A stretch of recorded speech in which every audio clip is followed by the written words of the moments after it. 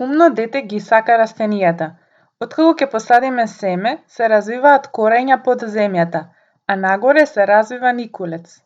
Преку коренот растенијето се храни и расте. Никулецот расте и развива стебло, а потоа дава цвет. Растат лисјата и постепено од цветот се создава плод. Но за да дојде до плод, мора најпрво да се случи опрашување. Цветот има неколку прашници и едно устенце. Пренесувањето на поленовите зрна од прашниците до устенцето од плодникот се вика опрашување. Постојат два типа на опрашување: самоопрашување и туѓо или вкрстено опрашување.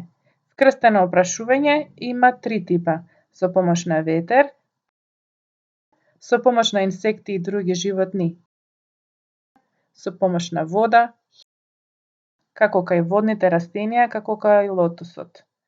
Опрашувањето е важно за да се развијат плодови и ние да може да се храниме здраво.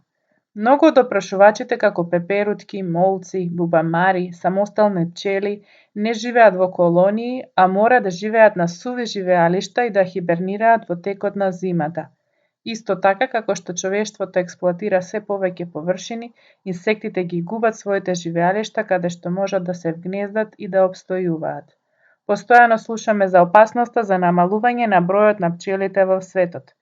Затоа обидете се да станете пријатели со бубачките, со тоа што ќе се обидете да направите хотел за бубачки во вашиот двор, балкон или во училишниот двор.